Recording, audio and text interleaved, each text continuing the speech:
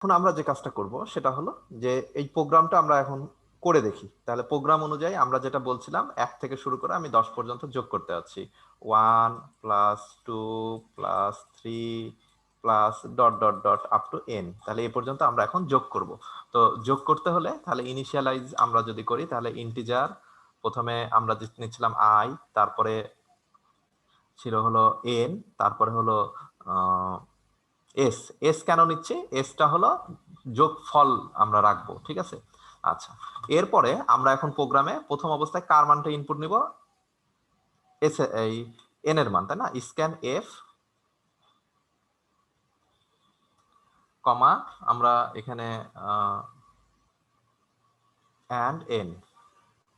আচ্ছা, আমরা scan F করে এন এর মানটা নিয়ে নিলাম। এবার আমরা লুপটা চালাবো। তাহলে লুপটা যদি চালাই, for I is equal to 1, I less than or equal N, N এর মান যত হবে সেটাই। তারপরে আই ইজ ইকুয়াল টু, আমি যেহেতু 1 থেকে শুরু করছি তাহলে হবে আই প্লাস 1, ঠিক আছে। আয়ের মান 1 করে বৃদ্ধি করছি। আচ্ছা, লুপের ভেতরে আমরা কি করব? লুপের ভেতরে হলো যে আমরা যে যোগটা করছি, যে কাজটা, সেইটা। তো সেই কাজটা আমরা বলছিলাম S is equal to S plus I. তার মানে কি, এস এর সাথে যেটা হবে সেটা আই যোগ করে রাখবো। আচ্ছা, এর পরবর্তীতে আমাদের যে কাজটা হবে সেটা হলো যে আমরা আউটপুটটা দিব। আউটপুটটা কি? যোগফল। তাহলে সেটা আমরা লুপের বাইরে, আমি একটু পরে ব্যাখ্যা দিচ্ছি কয়েকটা যে লুপের বাইরে কেন আপনি এটা দিলেন।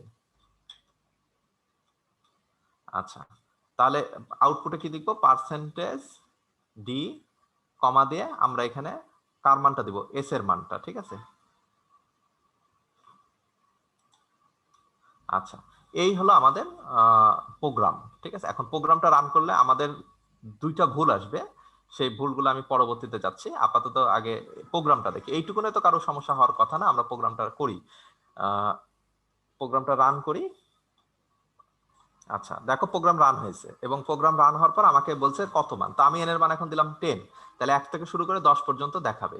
তাহলে দেখো রেজাল্ট কত ছিল একটু আগে?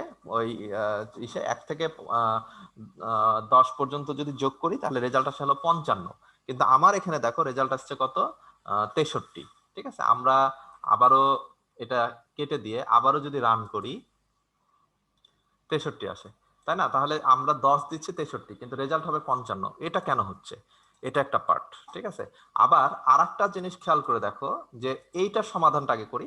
এটার পার্ট যেটা, সেটা হলো যে এই যে সামটা আছে, আমরা প্রথম অবস্থাতে যখন ছোট বাচ্চারা যোগ করে 1 plus 2 plus 3 plus 4 plus 5 plus 6 এভাবে তো 10 পর্যন্ত যোগ করছে। এখন তুমি চিন্তা করো, প্রথম যখন যোগ করবা তখন তুমি ফার্স্টে কি করবা? 2 আর 1 যোগ করবা। 2 1 যোগ করে কত হয়? 3। এখন এই যে 3টা লিখছো, নিশ্চয়ই একটা সাদা কাগজে লিখবা, নাকি আগে থেকে কোনো কাগজে, যে কাগজে লিখা আছে সেখানে সেরকম কাগজে লিখবা? অবশ্যই সাদা কাগজে লিখবা। তার মানে ওই কাগজে আগে থেকে কোনো রেজাল্ট রাখা যাবে না, ঠিক আছে। তো ঠিক এখন 3 এর সাথে আবার 3 যোগ করছি, 6। তো এখানে খেয়াল করে দেখো, এখানে যে এসটা আছে, এই এসটাতে অনেক সময় গার্বেজ ভ্যালু থাকে। গার্বেজ ভ্যালু বলতে সেটাকে বোঝানো হয় যে আগে থেকেই কোনো আবর্জনা বা আগে থেকেই কোনো ডাটা ওই ভ্যালুটাতে থেকে যদি যায়, তখন রেজাল্টটা অনেক সময় অ্যাকুরেট দেখাতে পারে না। এটা কখন হয়? এটা হলো রেজাল্ট যখন শো করতে যাব তখন এই প্রবলেমটা হয়। যেমন তুমি নিজে চিন্তা করো, তুমি একটা বাসাতে মানে উঠবা, এখন ওই বাসাতে আগে থেকেই কি গার্বেজ আছে, মানে কি ওই বাসাতে আগে থেকে আবর্জনা আছে, যা বিভিন্ন রকমের আবর্জনা থাকতেই পারে। অথবা তুমি দেখবে অনেক বাসা থেকে যদি না থাকে, গাছ গাছালি আগাছা জন্মায় যায়। তো বিষয়টা ঠিক এরকম, এরকম কিছু গার্বেজ থাকে যেটা ওই ডাটাটাকে অ্যাকুরেট ডাটা দিতে সমস্যা সৃষ্টি করে। এইটা যখন আমরা এই যে যোগ করতে যাচ্ছি, এই যোগের ক্ষেত্রে এই প্রবলেমগুলো বেশি হয়ে থাকে। তো এই জন্য আমাদেরকে কি করতে হবে? আমাদেরকে যেটা করতে হবে সেটা হলো যে এসটাকে পিওর নিতে হবে, মানে একটা সাদা কাগজ। এই জন্য এস এর ভেতর আগে থেকে কোনো ডাটা আমি রাখবো না। যেহেতু রাখবো না, অতএব এসটাকে আমরা ইনিশিয়ালি 0 ধরে নিব। মানে ইনিশিয়াল অবস্থায় এস মানে কি? সাম মানে 0। তারপরে যোগ করে যখন হচ্ছে, তাহলে 1 প্লাস 3, তাহলে আগে থেকে ছিল কি? 0। তাহলে 0-র সাথে যোগ করলে দেখা হলো বাকি আগের যেগুলো আছে সেই টোটাল রেজাল্টটাকে আমরা ধরে নিচ্ছি 0। আর নতুন করে এখন শুরু হচ্ছে 3 6 এইভাবে। তার মানে দেখা যাচ্ছে রেজাল্টটা অ্যাকুরেট হবে। এজন্য আমাদেরকে যেটা করতে হবে, এই জায়গাটাতে আমরা একটা কথা লিখবো, সেটা হলো S is equal to S S equal to 0। ঠিক আছে, কেন 0 দিলাম? কারণ যাতে এই সামটা পিওর হয়। এবার দেখো আমি যদি প্রোগ্রামটা রান করি, তাহলে আমি যদি এবার 10 দিই, এবার কিন্তু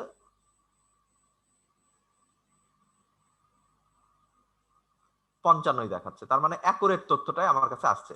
তাহলে এতক্ষণ যে 63 দেখালো, এই যে সাম মানে কত, মানে 7 মনে হয় বেশি, এই 63টা যে দেখাচ্ছে, এই যে 7টা কোথা থেকে পাচ্ছে? এটা হলো গার্বেজ ভ্যালু। ঠিক আছে, বিভিন্ন সময় মানে কম্পিউটার রান করার পরে এরকম অনেক গার্বেজ ভ্যালু থেকে যায়, যার পরিপ্রেক্ষিতে এইগুলাকে আমরা এজন্য ইনিশিয়াল অবস্থাতে 0 নিয়ে নিব। তুমি এখানেও অ্যাসাইন করতে পারো, অথবা যখন ভ্যারিয়েবলটা নিচ্ছ তখন আমি সরাসরি অ্যাসাইন করে দিতে পারি এস এর মান 0 ধরে নিয়ে। বুঝা গেছে? আচ্ছা, আর আরেকটা কথা হলো এখানে যে প্রিন্টএফটা বাইরে কেন দিচ্ছে, আপনি লুপের ভেতর দিলেন না কেন? যদি আমি প্রিন্টএফটা লুপের ভেতরে দিতাম কি হয়তো একটু দেখি, তাহলে আশা করি বুঝতে পারবা যে আসলে লুপের ভেতর দিলে আমরা কি হয়। রান করি, আমি দিলাম হলো 10।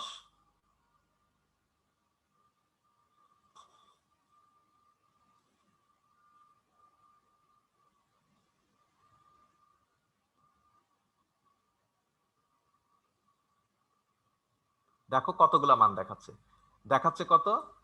ওই যে যে যোগ করে যে যোগফলগুলো হয়, সব যোগফলই সে দেখাচ্ছে। কারণ আমি তো ফাইনাল যোগফলটা চেয়েছিলাম 55।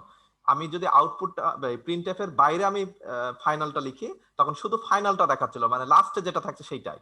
আর যদি প্রিন্টএফ এর ভেতরে লিখি, এই ব্র্যাকেটের ভেতরে প্রিন্টএফটা দিয়ে, তাহলে যত যোগফল হয়েছে সব যোগফলগুলাই দেখাচ্ছে। যে প্রথম অবস্থাতে 0 ছিল, 0-র সাথে আমি যোগ করছিলাম 1, তাহলে 0 আর 1 যোগ করে হয় 1। এর পরবর্তীতে ছিল হলো 2, তাহলে 2 আর 1 যোগ করে হয় কত? 3। খেয়াল করো, এজন্য এখানে 1, তারপর 3, তারপর 3-এর সাথে পরবর্তী সংখ্যা ছিল কত? 3, যোগ করলে কত হয়? 6, পরবর্তী সংখ্যা 6, তারপরে 6-এর সাথে পরবর্তী সংখ্যা যোগ করছিলাম 4, তাহলে যোগ করলে কত হয়? 10। এইভাবে দেখো সব সংখ্যাগুলা যোগফল দেখাচ্ছে। তো আমার সব যোগফল তো দরকার নাই, আমার যোগফল দরকার হলো ফাইনাল, এজন্য আমরা এই ব্র্যাকেটটা শেষে ব্যবহার করেছি। ঠিক আছে, এই যে এখানে আমরা শেষে, মানে আমরা এই প্রিন্টএফটাকে কোথায় ব্যবহার করব? ব্র্যাকেটের বাইরে, এই যে ফাঁকা জায়গাতে। তাহলে আমরা সুবিধাটা পাবো হলো যে এটা একটাই খালি ফাইনাল যোগফলটা দেখাবে। আশা করি প্রিন্টএফটা কেন বাইরে দিয়েছি, আশা করি এটা বুঝতে পেরেছো। আর আরেকটা যেটা, সেটা হলো যে আমরা এস এর মানটা 0 কেন ধরলাম? যদি না ধরি তাহলে অনেক সময় গার্বেজ ভ্যালু আসে এবং রেজাল্টটা অ্যাকুরেট দেখায় না, এজন্য এস এর মানটা 0 ধরলাম। আর বাকি তো সবই বুঝতে পেরেছো। এখন বলো এটুকুনের সমস্যা কার? আচ্ছা, এইটা হলো আমরা, দেখো আমাদেরকে দিয়েছিল যেটা, সেটা হলো যে আমরা একটা ধারা করব। ধারাটা ছিল এরকম যে 1+2+3 plus dot dot dot N. ঠিক আছে, তাহলে এখানে প্রথম কথা হলো তোমাকে এইটা করতে হলে কার মানটা আগে ইনপুট নিতে হবে? এন এর মান ইনপুট নিতে হবে। আমরা এখানে এন এর মানটা ইনপুট নিয়েছি। আচ্ছা, এন এর মান যেটাই হোক সে পর্যন্ত ধারাটা যোগ করবে। তাহলে শুরু হচ্ছে কত থেকে? 1 থেকে, এজন্য আই ইকুয়াল টু কত? 1। আচ্ছা, তারপরে কন্ডিশন যতক্ষণ না এন হয়, ঠিক আছে, এন এর মান যেটা পাবো সে পর্যন্ত। আচ্ছা, এরপরে কি হচ্ছে? 2 থেকে 1, 3 থেকে 2, মানে প্রতিবারে বৃদ্ধি হচ্ছে কত করে? 1 করে, এজন্য I equal to I plus 1। এরপরে আমরা লুপের ভেতরে আমরা যোগফলটা করছি। এখন যোগফলটা করার জন্য আমরা ফার্স্টে যোগফলটা নিয়ে রাখলাম 0, তারপরে যোগ করব আর বসাবো, সেজন্য S equal to S plus I. I এর মান এখান থেকে 1 করে বৃদ্ধি হবে, আর সেটা এর সাথে যোগ করে যা হয় সেটা, এবং ফাইনালি সেই আউটপুটটা আমরা প্রিন্ট করব। এই হলো প্রোগ্রাম। বলো।